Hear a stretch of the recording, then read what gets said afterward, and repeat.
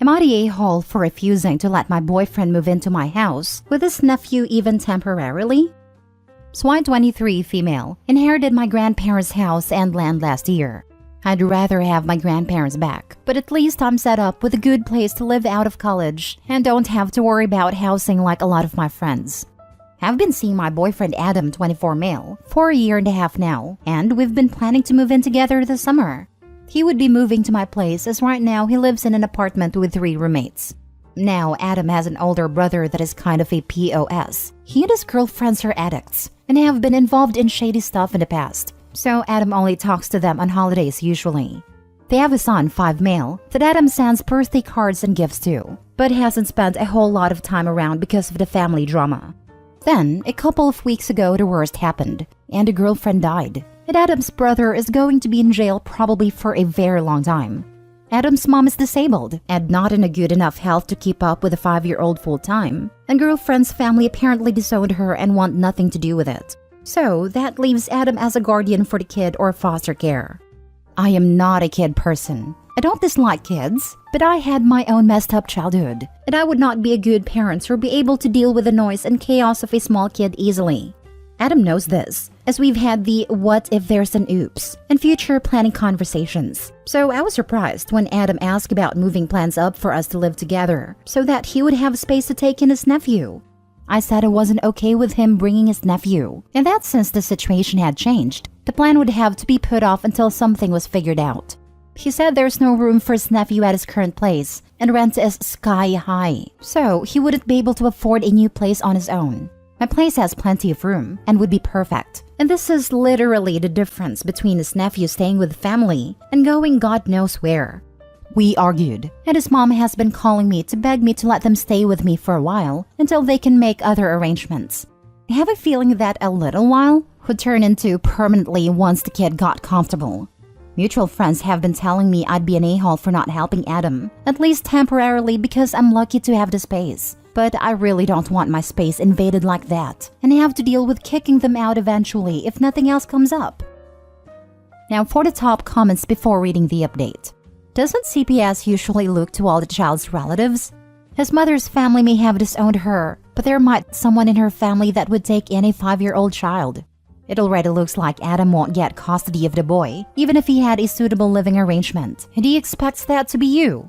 Since that's a solid no, and it should be from your perspective, CPS needs to talk to the mother's family.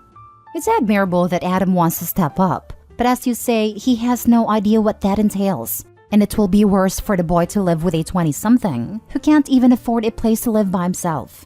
Has there been any word about her family? As far as I know, nobody else has agreed to take the kid.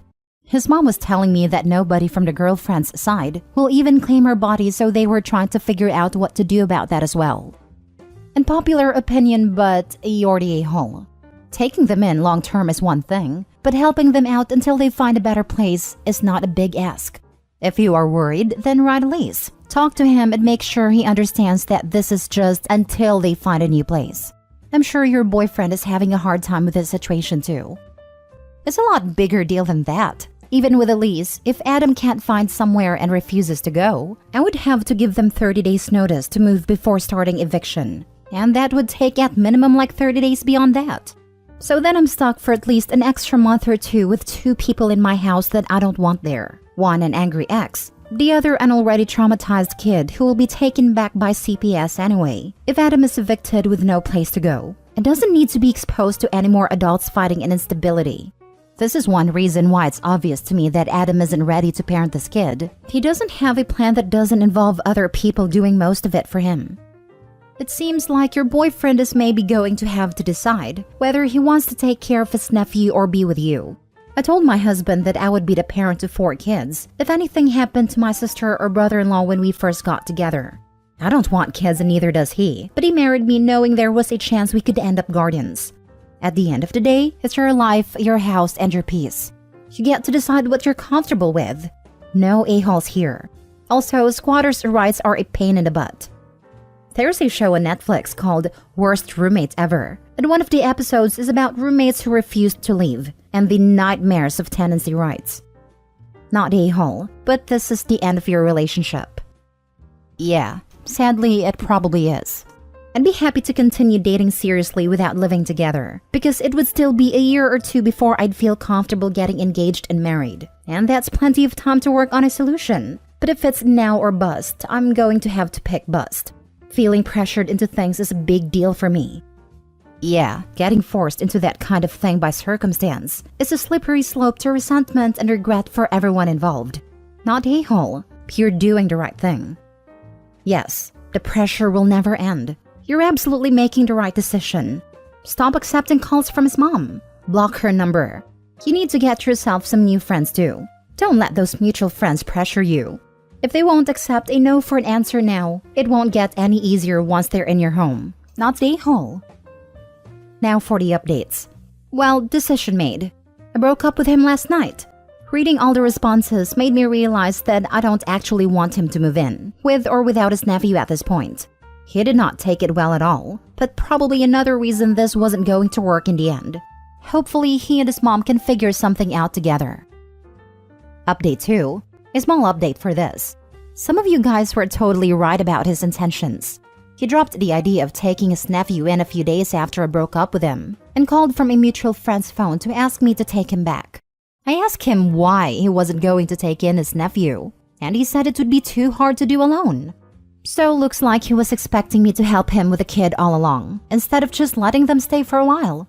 Without a free place to live and a built-in helper, he's not interested. I did not take him back. I think the breakup was the best thing that could have happened, and I feel a lot better without him in my life. Thanks for the advice. I came from you help your family when they need it. Sounds like when things are uncomfortable, OP runs.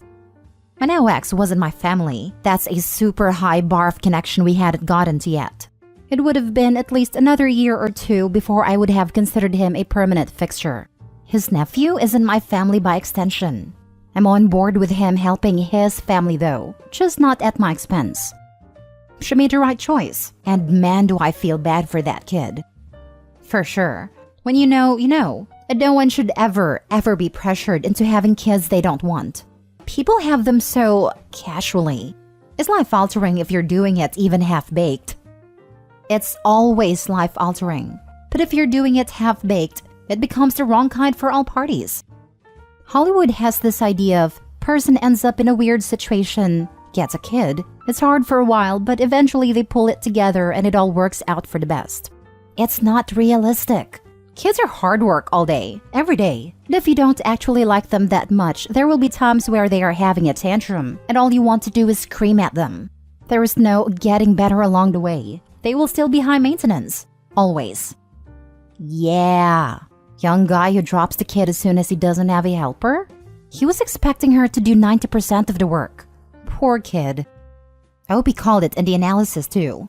If she let him move in and then evicted him, she'd be stuck for 2 months with an angry ex and a traumatized kid. I think she knew how it would play out at that point. You know, I had a strong suspicion just from the first post that the reason he was pushing so hard to move in with OP is because he was expecting to just pawn the kid off on her. Would have been very convenient for him to be lauded as a hero taking in his nephew, while his girlfriend does all the actual work raising the kid.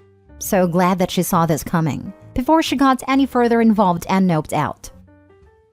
Next story. Am I the a-hole for telling my dad he feels like my siblings and I are half-siblings because of choices he made? So my parents had 4 children together. Me 19 female, Jaden 17 male, Remy 10 female, and Jonah 6 male. 5 years ago, we lost our mom. Then a year later, Dad remarried.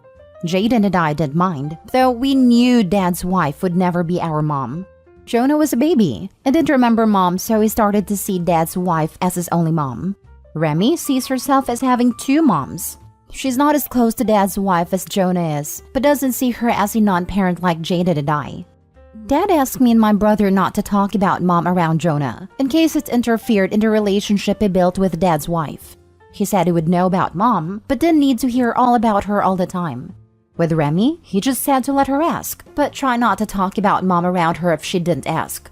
We respected that, although we disagreed with his decision. He said we had years with mom.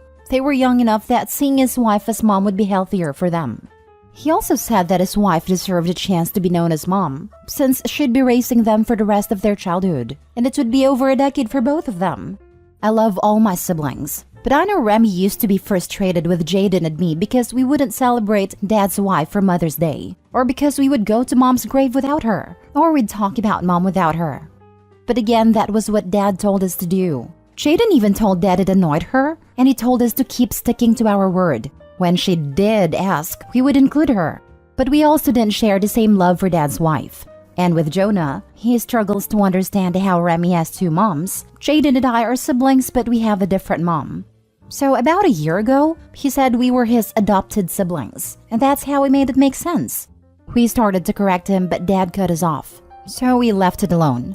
It did mean that Jonah kind of put us in boxes away from him, as became clear when for a school project recently, he drew his family with just Dad and Dad's wife. Remy was to decide but away from the three, and Jaden and I were completely separate. He told his teacher that we were adopted siblings, but not really since we didn't have the same parents. And how his real family was his mom and dad. This is when Dad commented to Jaden and me that it feels like we're half siblings, instead of just siblings, that our relationship is not what he thought it would be. I told him that that is because of his choices, that his desire to override Mom for Jonah, and for us to keep quiet around Remy unless she asks, means feelings and confusion have separated us. Dad told me it wasn't fair to blame him, and if Jaden and I had just been more open to his second mother, none of this would have happened. Am I the a-hole? Now for the top comments. Your dad literally told you not to explain that you weren't adopted siblings. What did he expect? He expected his explanation to make sense to a small child when Dad explained it in the most broken way possible that we were all related. He tried to say all related through him, but failed to see where confusion would come in when Jonah didn't understand different moms, multiple ones, and living together but claiming different moms. I'm pretty sure he attempted to make it simple, but simple in a full-grown man's head is not always going to be simple to a 5-year-old child. Not the a-hole. Your dad should seek out some family therapy for all of you ASAP.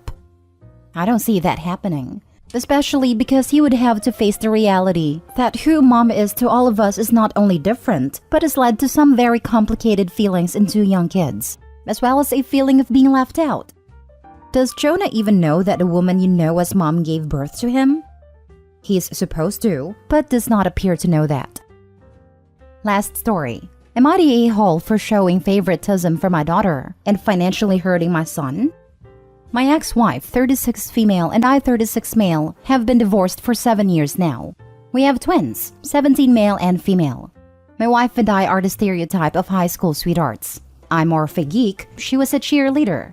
My son takes after my wife and my daughter take after me. When they were younger, I gave them the option of allowance.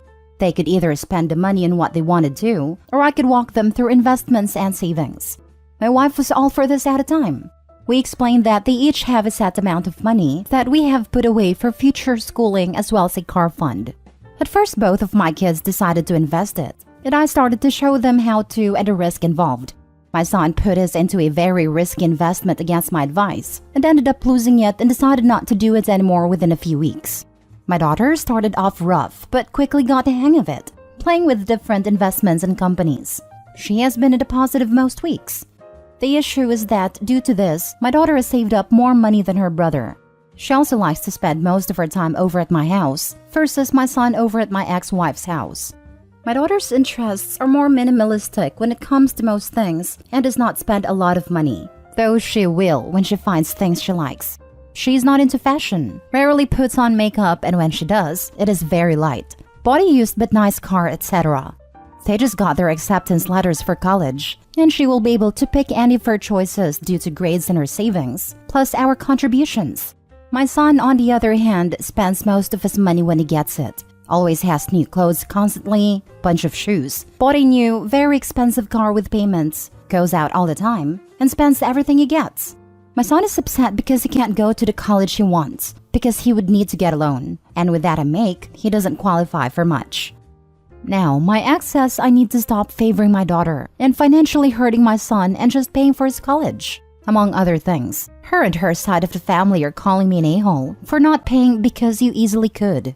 I told them that they had a choice when he was younger, and he didn't listen. I also pointed out the fact that if he had saved his money, he would have also been able to go where he wanted. He needed to get a job to cover costs if he wanted to go, and that life was about choices. Edited to Ed. I did keep asking him to try again through the years, but he didn't care. I gave up almost 2 years ago when he said he wanted to live almost full-time at his mom's house, and we had an argument that made me back off. I didn't just stop and drop it when he was really young. We did not give him his college fund. He has enough money in his college fund that he can attend a community college for 4 years, or a good college for 2. Nothing fancy or big. The money that was invested was allowance, or spare money.